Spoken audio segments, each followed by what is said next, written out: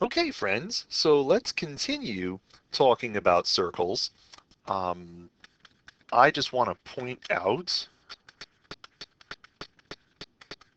that circles have continuity.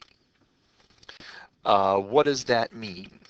If gamma is a circle and L is a line containing A inside gamma and B outside gamma, then L is a secant.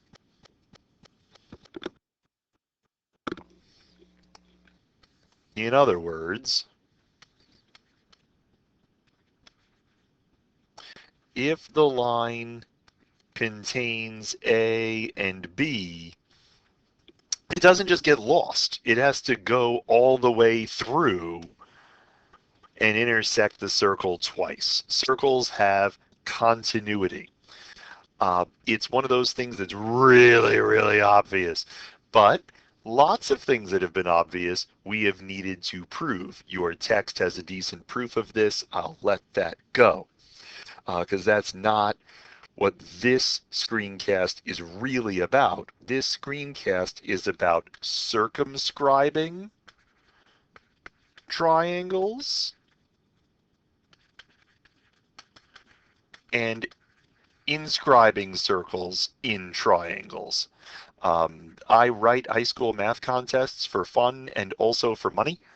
And when we talk about circles, we say that every circle problem is a triangle problem, and every triangle problem can become a circle problem if you're creative enough. So the connection between circles and triangles exists.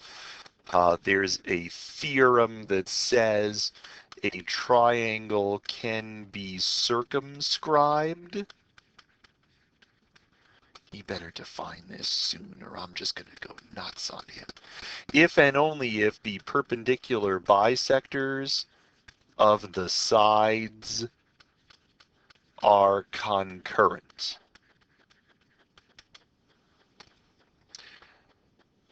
What? What is he saying? Stop that. What is he saying?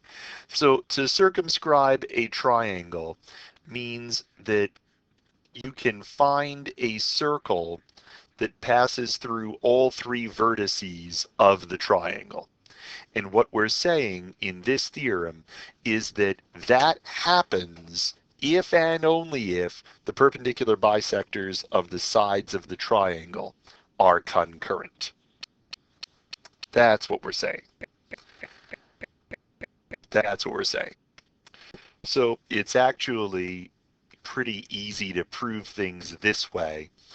You have some triangle and we pretend that it can be circumscribed. We suppose that it can be circumscribed, which means that there is some point called the circumcenter that is just as far from this vertex as it is from this vertex as it is from this vertex, right? That's what it would mean to have a circle that passes through all three of the vertices. It would mean that there would have to be some point called the circumcenter so that OA is equal to OB is equal to OC.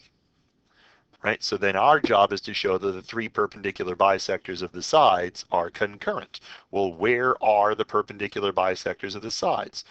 Drop the altitude in this isosceles triangle, drop the altitude in this isosceles triangle, drop the altitude in this isosceles triangle. Those are the three perpendicular bisectors. They are concurrent. Well, let's go the other way. Let's suppose that we have a triangle, A, B, C, and the perpendicular bisector of this side meets at the same place that the perpendicular bisector of this side meets, and the same place that the perpendicular bisector of this side meets. Does it have to be that this distance equals this distance equals this distance. And I think that's true. I think that's true. You can use you can use congruent triangles here, and congruent triangles here, and do the job. So yes, it must follow that those three red segments are all congruent. So a triangle can be circumscribed if and only if the perpendicular bisectors of the three sides are concurrent. In Euclidean geometry, every triangle can be circumscribed. In the examples video, we'll show that in hyperbolic geometry, that doesn't always happen. In Euclidean geometry, every single triangle can be circumscribed. And that's a nice handy thing to know.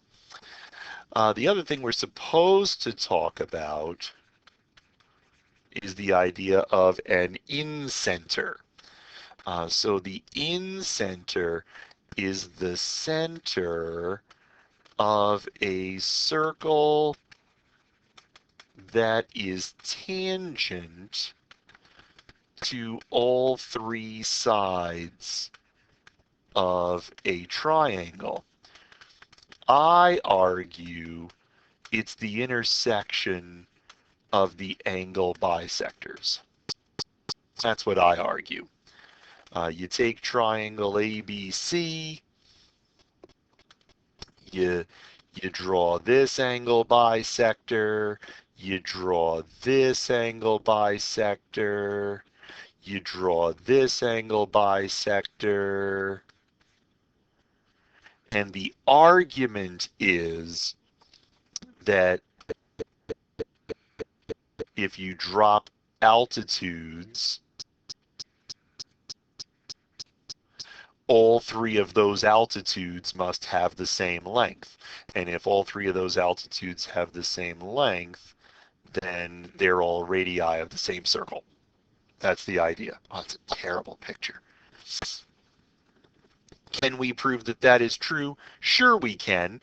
We can prove that these two triangles must be congruent, so the red segments must be congruent.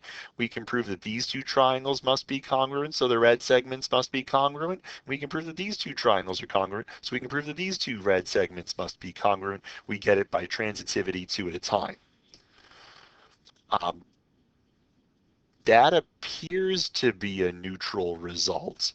I don't think there's anything here that's strictly Euclidean.